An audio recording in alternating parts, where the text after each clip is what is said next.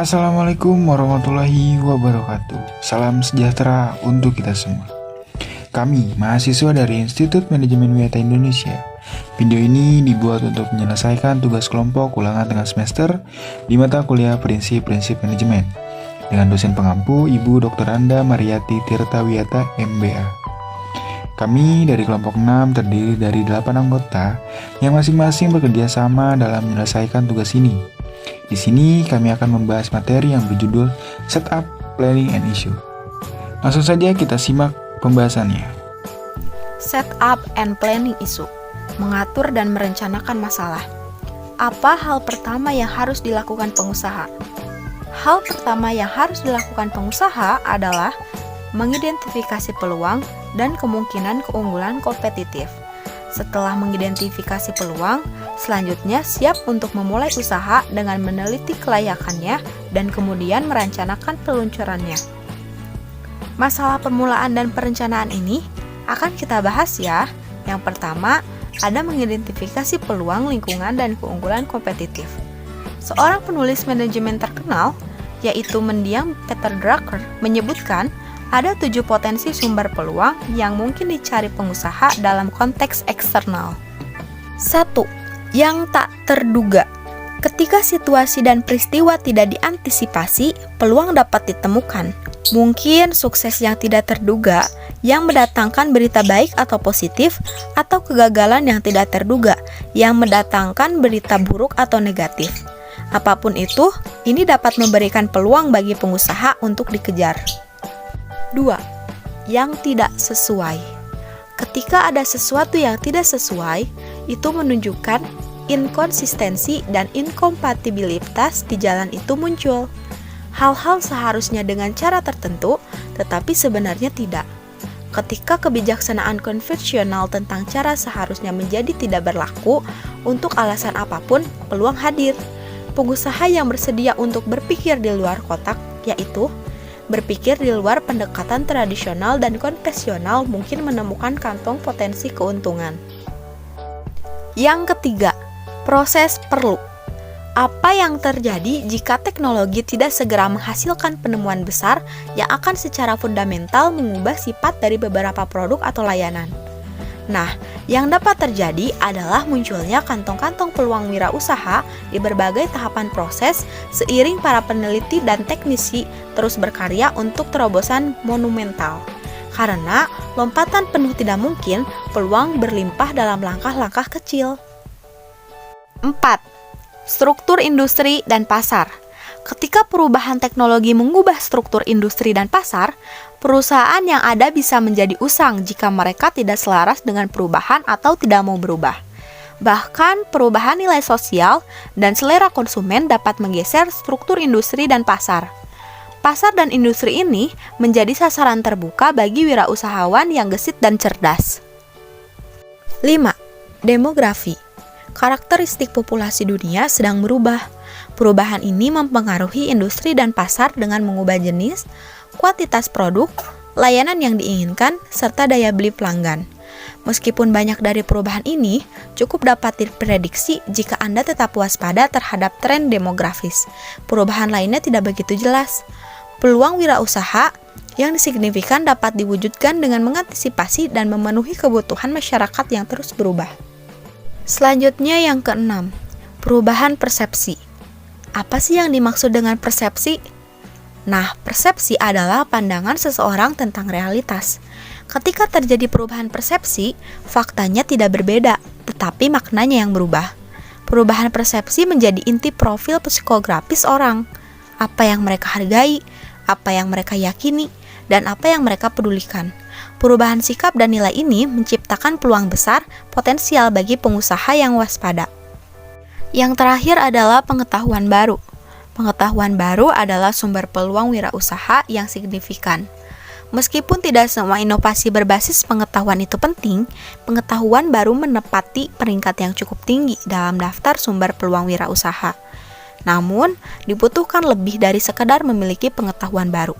Pengusaha harus mampu melakukan sesuatu dengan pengetahuan itu dan untuk melindungi informasi hak milik penting dari pesaing.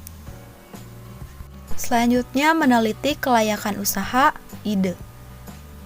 Penting bagi wirausahawan untuk meneliti kelayakan tempat usaha dengan menghasilkan dan mengevaluasi ide bisnis. Usaha kewirausahaan berkembang pada ide. Menghasilkan ide adalah proses yang inovatif dan kreatif. Ini juga akan memakan waktu tidak hanya di tahap awal usaha kewirausahaan, tetapi juga di sepanjang kehidupan bisnis. Nah, dari mana datangnya ide? Yang pertama, dengan menghasilkan ide. Survei menemukan bahwa bekerja di industri yang sama adalah yang utama sumber ide untuk usaha kewirausahaan atau 60% dari responden. Apa yang harus dicari pengusaha untuk mengeksplorasi ide-ide ini?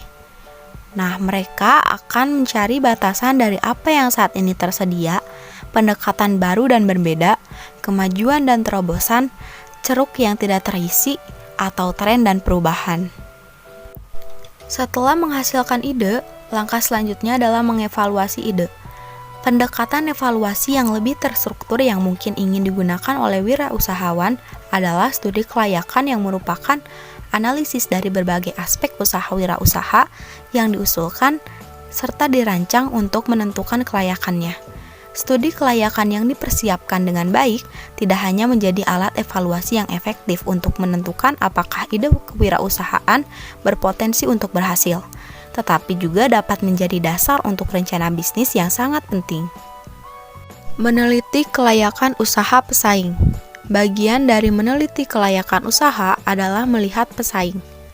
Mungkin ada beberapa kemungkinan pertanyaan seperti jenis produk atau layanan apa yang ditawarkan pesaing, apa karakteristik utama dari produk atau layanan ini, apa kekuatan dan kelemahan produk mereka, bagaimana mereka menangani pemasaran, penetapan harga, dan distribusi. Begitu seorang pengusaha memiliki informasi ini, dia harus menilai bagaimana usaha kewirausahaan yang diusulkan akan cocok ke dalam arena kompetitif ini. Akankah usaha kewirausahaan mampu bersaing dengan sukses?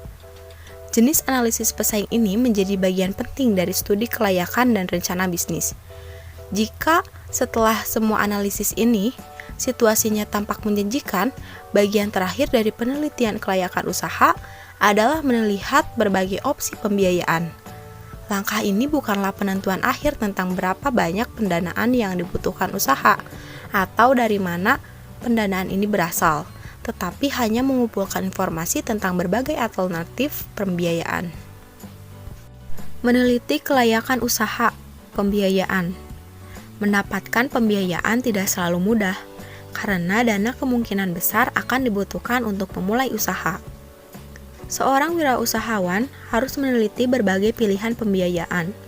Yang pertama, pemodal ventura pembiayaan ekuitas eksternal yang disediakan oleh kumpulan uang investor yang dikelola secara profesional. Yang kedua, investor malaikat seorang investor swasta atau kelompok investor swasta yang memberikan dukungan keuangan kepada usaha wirausaha sebagai imbalan atas ekuitas dalam usaha tersebut. Yang ketiga, penawaran umum perdana atau initial public offering atau IPO. Pendaftaran publik pertama dan penjualan saham perusahaan. Selanjutnya, mengembangkan rencana bisnis. Perencanaan juga penting untuk usaha kewirausahaan. Setelah kelayakan usaha diteliti secara menyeluruh, pengusaha kemudian harus melihat perencanaan usaha. Hal terpenting yang dilakukan wirausahawan dalam merencanakan usaha adalah mengembangkan rencana bisnis dokumen tertulis yang merangkum peluang bisnis dan menjelaskan serta menjelaskan bagaimana peluang yang teridentifikasi harus diambil dan dieksploitasi. Bagi banyak calon wirausahawan, mengembangkan dan menulis rencana bisnis tampak seperti tugas yang menakutkan. Bagaimanapun, rencana bisnis yang baik sangat berharga. Dokumen ini menggabungkan semua elemen visi wirausaha ke dalam satu dokumen yang koheren. Rencana bisnis membutuhkan perencanaan yang matang dan pemikiran kreatif. Rencana bisnis yang baik mencakup 6 bidang utama. Yang pertama adalah ringkasan eksekutif, analisis peluang, analisis konteks, deskripsi bisnis, data dan proyeksi keuangan, dan dokumentasi pendukung. Yuk kita bahas 6 bidang utama tersebut. Yang pertama adalah ringkasan eksekutif. Ringkasan eksekutif merangkum poin-poin penting yang ingin dibuat oleh pengusaha tentang usaha kewirausahaan yang diusulkan. Poin-poin ini dapat mencakup pernyataan misi singkat, tujuan utama, sejarah singkat usaha wirausaha, mungkin dalam bentuk garis waktu, orang-orang penting yang terlibat dalam usaha, sifat bisnis, deskripsi produk atau layanan yang ringkas, penjelasan singkat tentang ceruk pasar, pesaing, dan keunggulan kompetitif, strategi yang diusulkan, serta informasi keuangan utama yang dipilih. Yang kedua, analisis peluang. Di bagian rencana bisnis ini, seorang pengusaha menyajikan rincian peluang yang dirasakan. Seperti rincian mencakup, yang pertama, mengukur pasar dengan menggambarkan demografi pasar sasaran. Yang kedua, mendeskripsikan dan mengevaluasi tren industri. Dan yang ketiga, mengidentifikasi dan mengevaluasi pesaing. 3. Analisis konteks. Analisis konteks mengambil perspektif yang jauh lebih luas. Di sini, wirausahawan menggambarkan perubahan dan tren eksternal yang luas yang terjadi di lingkungan ekonomi, politik hukum, teknologi, dan global. Yang keempat, deskripsi bisnis. Pada bagian ini, seorang wirausahawan menjelaskan bagaimana usaha wirausaha akan diorganisir, diluncurkan, dan dikelola. Selanjutnya yang kelima, data dan proyeksi keuangan. Setiap rencana bisnis yang efektif berisi data dan proyeksi keuangan. Meskipun kalkulasi dan interpretasi mungkin sulit, mereka sangat kritis. Tidak ada rencana bisnis yang lengkap tanpa informasi keuangan. Dan yang terakhir adalah dokumentasi pendukung. Untuk komponen penting dari rencana bisnis yang efektif ini, pengusaha harus mendukung uraiannya dengan bagan, grafik, tabel, foto, atau alat visual lainnya. Selain itu, mungkin penting untuk memasukkan informasi atau pribadi dan terkait pekerjaan tentang peserta utama dalam usaha kewirausahaan.